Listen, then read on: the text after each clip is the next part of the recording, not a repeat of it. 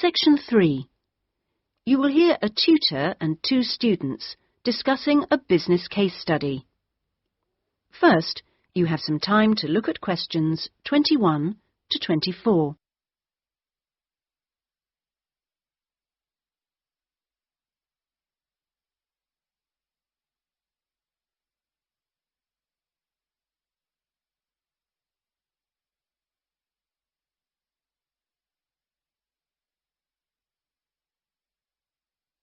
Now listen carefully and answer questions 21 to 24.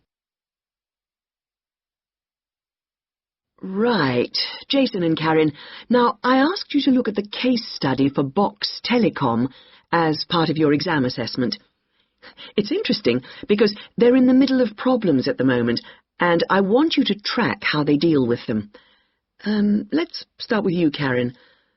Having read through the case study, can you just summarise what the problems were that Box Telecom had to take on board? Well, of course, what first came to their attention was that despite a new advertising campaign, they were suffering from falling sales, and this is something that had many causes. On top of that immediate problem, what had also happened over the last 2 years was that although they had invested in an expansion plan, they had to face up to increased competition. And before they had a chance to get to grips with the effects of that, they were stalled by a strike, and it was just when they were thinking about making a colossal investment in new machinery for their plants. So they were really in trouble. Yes, I think that's fair. And, Jason, now you contacted the company, didn't you? What did the company define as the reasons for these problems? Well, I think they've hit on the right things.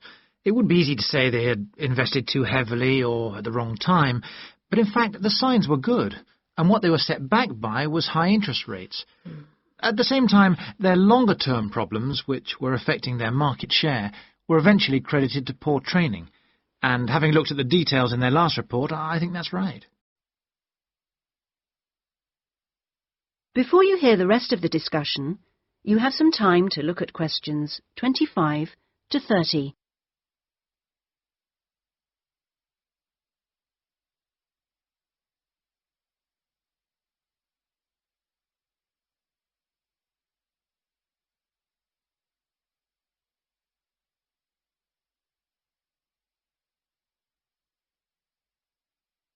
Now listen and answer questions 25 to 30.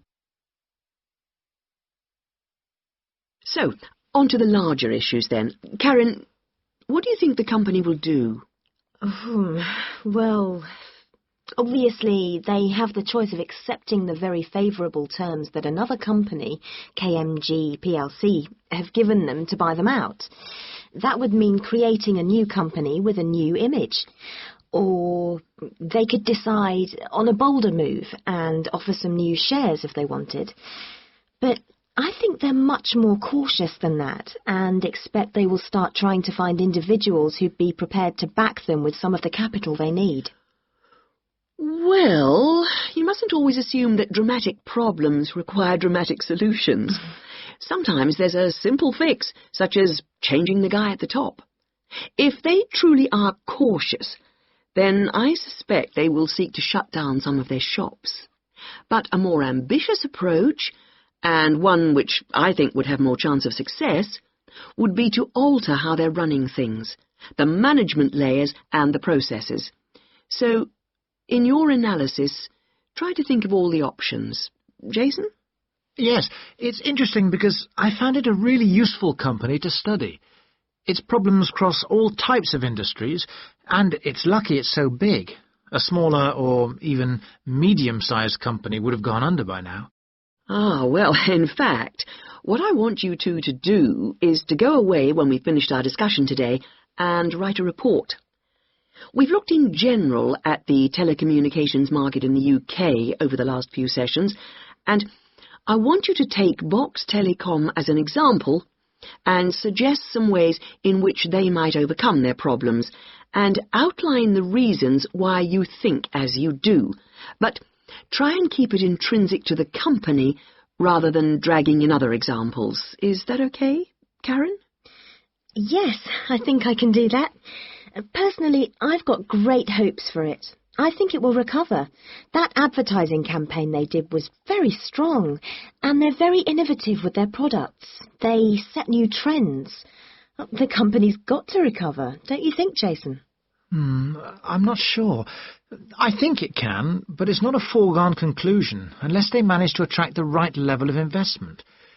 The company definitely needs a boost, and to attract more highly skilled workers if their recovery is to be long-lasting. When I was talking to the marketing manager, he said to me that he thinks the company had got a great management team. But he would say that, wouldn't he? But they are suffering from having to work with outdated production machinery, and that could cost a lot to put right. Well, personally, I think the stock market is to blame. I think they were expecting too much of the company, and then inevitably it looked bad when it didn't perform. The market should have had more realistic expectations. And I disagree with you about the advertising campaign, Karen. That's where they could do with some innovation to get sales kick-started. Anyway, let's see what you come up with those. That is the end of section 3. You now have half a minute to check your answers.